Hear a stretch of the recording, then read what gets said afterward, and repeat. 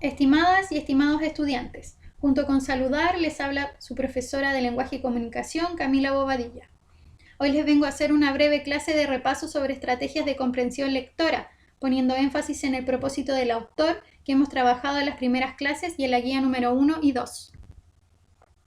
Como podrán recordar, en la clase 1 trabajamos en cómo identificar el propósito del autor y el objetivo de esta, por tanto, fue identificar el propósito del autor de diferentes textos. Aquí revisamos cuál es el propósito del autor, ya que vimos que cada cosa que escribimos tiene un propósito. Nadie escribe sin tener uno, ya sea que queramos escribir un diario de vida, un poema, una carta, un ensayo, un informe, entre otros. Y llegamos a la conclusión de que este varía dependiendo del tipo de texto que queremos escribir. Por ejemplo, en el caso del diario de vida, lo que pretendemos es expresar nuestra interioridad, nuestros sentimientos como una forma de liberación o desahogo.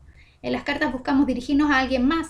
Hay cartas de amor, de presentación, de disculpa, de recomendación, etc. Y el propósito del autor será distinto en cada una de ellas. Por otro lado, hablamos de que los principales propósitos del autor son describir, entretener, explicar y convencer o persuadir. No olvidemos que la diferencia entre convencer y persuadir tiene relación con que una apela a argumentos lógicos, mientras que la otra se basa en aspectos emocionales. En este sentido, cuando hablamos de convencer, nos referimos a cuando recurrimos a hechos, pruebas y al sentido racional para intentar que alguien esté de acuerdo con nuestro punto de vista. Mientras que cuando hablamos de persuadir, hacemos alusión a los sentimientos y a la sensibilidad de la otra persona, para que crea en lo que le decimos. En clase realizamos una actividad de identificación del autor en 4 tipos de textos. Uno de estos era un artículo de periódico, cuyo propósito lo asociamos con explicar algún tema de interés.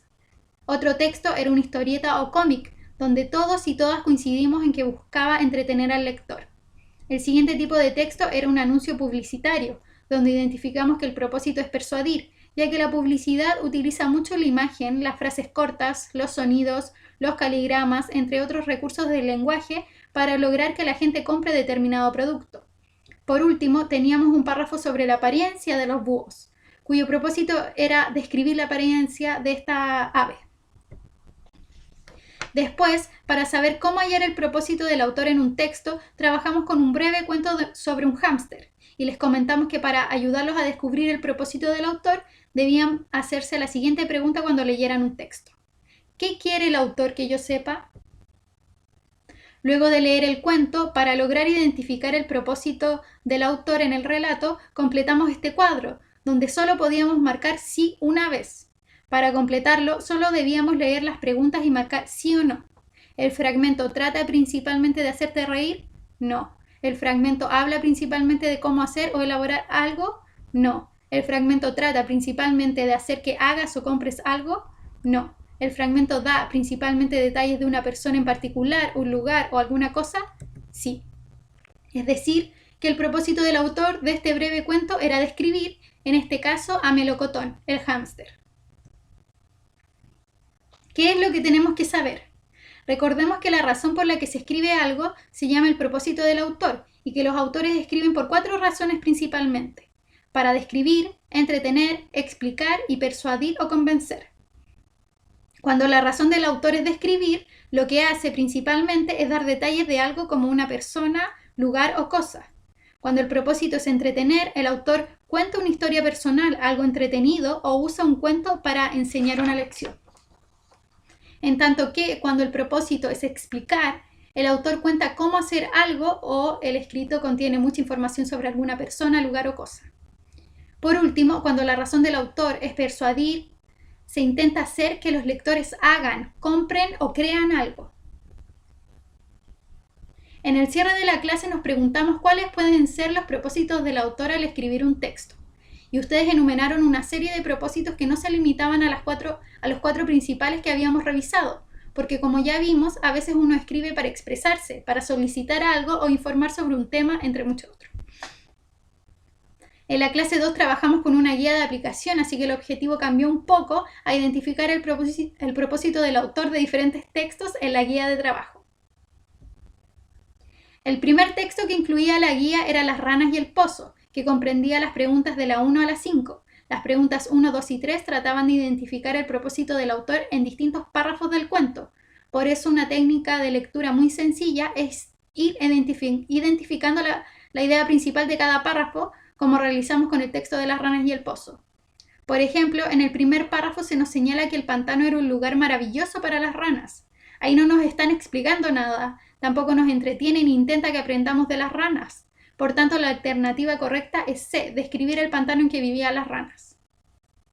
En cuanto al tercer párrafo, la alternativa B, explicar por qué buscaban un nuevo hogar las ranas, es correcta, ya que, como nos cuentan en el relato, estas se encuentran en un pozo lleno de agua, que es un lugar agradable y fresco, perfecto para que ellas vivan ahí.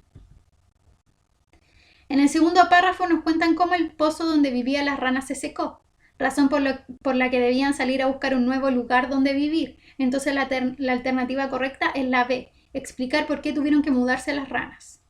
Lo mismo en la pregunta 4, identificamos que el propósito del autor al escribir el texto es entretener a los lectores y enseñar una lección, como si al identificar el tipo de texto, solo al identificar el tipo de texto al que hace referencia, la fábula. En el texto 2 se convoca a todos los jóvenes artistas, funciona de la misma forma y es importante tener en cuenta el verbo al que hace alusión el propósito de cada uno de los párrafos. En el segundo párrafo se nos explica de qué trata el concurso, por lo tanto la alternativa correcta es A. Y en el último párrafo logramos identificar que el propósito del autor es persuadir solo poniendo atención a la primera frase. Tu obra puede ser el primer paso para salvar la vida de un animal en peligro, puesto que apela a nuestras emociones directamente, diciéndonos que podríamos llegar a salvar la vida de un animal solo con participar del concurso. Por último, la pregunta 8 se trata solo de distinguir entre la realidad y la fantasía, por lo que fácilmente podemos identificar que C es la alternativa correcta, ya que un chico del planeta Venus gana el concurso. Creo que todavía no llegamos a Venus, no sabemos si en Venus hay gente, no sabemos si alguien de Venus puede viajar acá a nuestro planeta Tierra. Un perro dibuja un cartel y lo envía al concurso. Bueno, no sé si un perro pueda dibujar un cartel así con toda su estructura muy bien hecho, y menos si él mismo lo puede enviar a un concurso. Uno de los jueces del concurso es un león. Bueno, creo que un león realmente no podría estar dirigiendo un concurso, no podría ser juez. ¿Cómo daría su opinión? Una pregunta que me hago, no sé ustedes, chiquillos y chiquillas.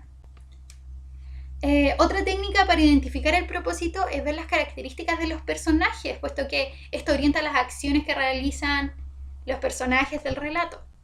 Por eso les pusimos acá este ejemplo de la guía de comprensión lectora del Príncipe y el Mendigo, donde les pusimos este cuadro para que ustedes nos escribieran las semejanzas y las diferencias que podían identificar entre los personajes principales del relato, Eduardo y Tom. ¿Cuál creen ustedes que sería el propósito del autor de Yo Simio? Para saberlo debemos poner atención a la descripción que se hace sobre el personaje y ambiente de la obra. Esto creo que queda de tarea para ustedes. Yo Simio es la próxima evaluación de lectura complementaria que se nos viene. Eso sí, está agendada para entre mediados y fines de mayo, así que tienen mucho tiempo para comenzar con su lectura. Y eso pues, chicos y chicas, espero que se encuentren bien, tanto ustedes como sus familias. Y ya saben, si tienen cualquier duda, nos pueden escribir a Valentina y a mí, sin problemas, a nuestros correos. O comunicarnos a través de la plataforma Classroom. Muchos cariños a todas y todos. Espero que se encuentren muy bien y se cuiden harto.